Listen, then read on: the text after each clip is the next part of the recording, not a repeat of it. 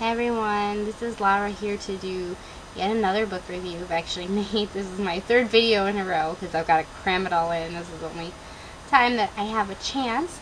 I'm going to be reviewing Ash by Malinda Lo. Actually just finished this book today, and I know if I don't make a video now I won't have a chance for another week. But I do have some things that I wanted to say and some opinions that I wanted to voice on it. Ash is described as the lesbian version of Cinderella, which I guess is kind of true. It is both a fairy tale retelling of the story of Cinderella and a fairy book because it has fairies in it and it has lesbians. It is about a girl named Ashlyn, or Ash, who lives in this fantasy world where there is the kind of modern day society. It seems more, well, modern. It's the, I don't know exactly what time period it most resembles. Not exactly medieval, but kind of like in old time England. I can't put a specific time frame of what it would most resemble here, but and then there is the forest where there are still fairies and everything lurking about, even though the people of these days, the city dwellers, believe that fairy tales are just fairy tales. Obviously they are not, because even it says on the synopsis there's a fairy that Ash meets. So she is the Cinderella. Kind of, I just realized, like, after reading it, the play on how Ash with the fire and Cinderella from the Cinders, why it was titled that. I'm slow. But her mom dies and her dad gets remarried to the cruel lady with the two wicked stepsisters, and then the dad dies, so she has to become a servant. And she does do some masquerading in this and all that, but what's interesting is she falls in love with not the prince, who has a very minor role in here, but with a woman who is the lead huntress of the king's hunt, named Kaisa.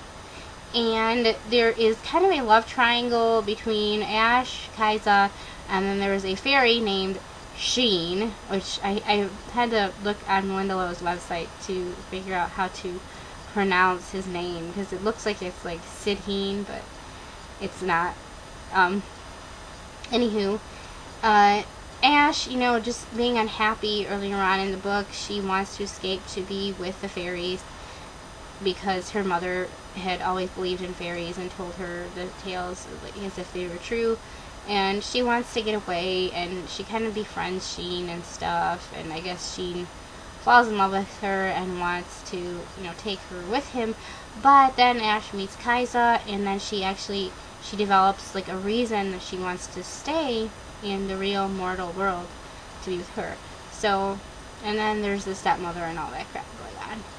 I wanted desperately to love this book, but I couldn't.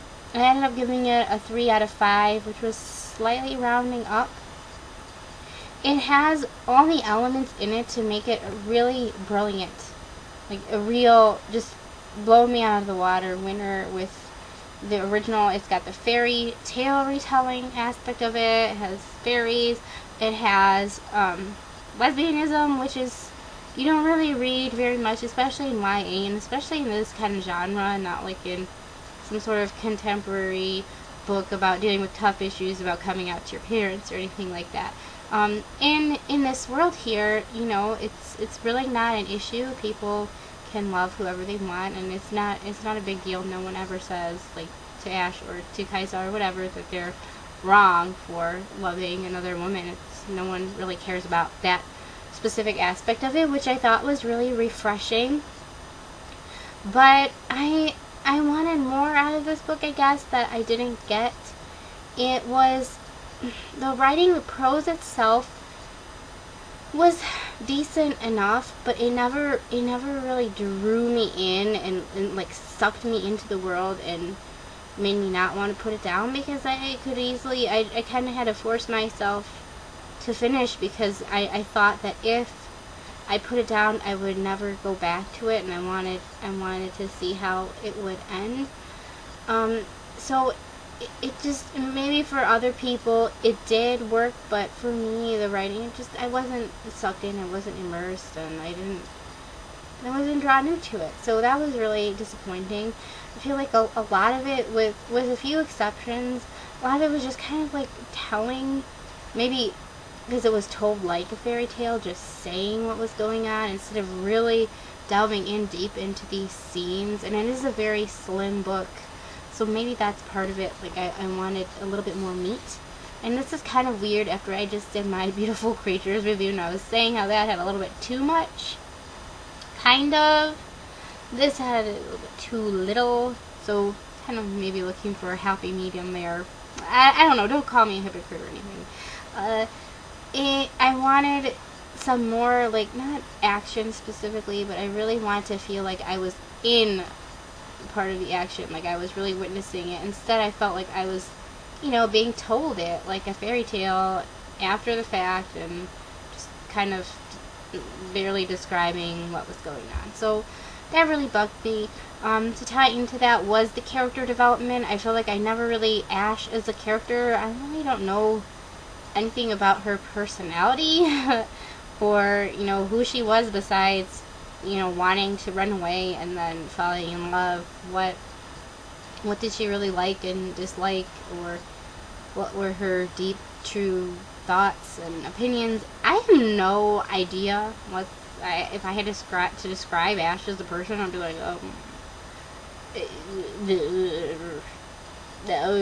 besides, the very surface of things. I feel like that's all we got, was kind of the surface of what was going on, and we never really dove deep in there. And I guess that's my main thing, is we never got to dig any deeper than the surface. So I feel like it needed to be fleshed out and more developed, is my main criticism. And I was just really disappointed, because although what we had was not terrible, I gave it a 3 out of 5. It was decent. It wasn't anything more than decent. It wasn't anything special to me. For the characters, I did like Kaisa, who is the huntress, who Ash falls in love with, but we didn't really get enough of her either. She doesn't even appear until like about halfway through, or more, because there's a part 1 and a part 2. So kind of maybe like around this point, or maybe a little sooner. I don't know. And that I liked her, but we didn't get enough of her, and everything we didn't get enough of. I wanted more, is my main thing, before I just keep on rambling. It wasn't quite as developed or fleshed out as I would have liked. So 3 out of 5 stars for Ash by Malinda Lo. It does have a pretty cover. I do like it. I confess, I can't consider myself a girly girl, but I tend to really like the covers with girls in pretty dresses, because that's one of my girly aspects. A few of them, I suppose, that I have. Anywho, let me know what you guys thought, if you've read Ash, if you feel the same or different or whatever, and I'll see you in my next video.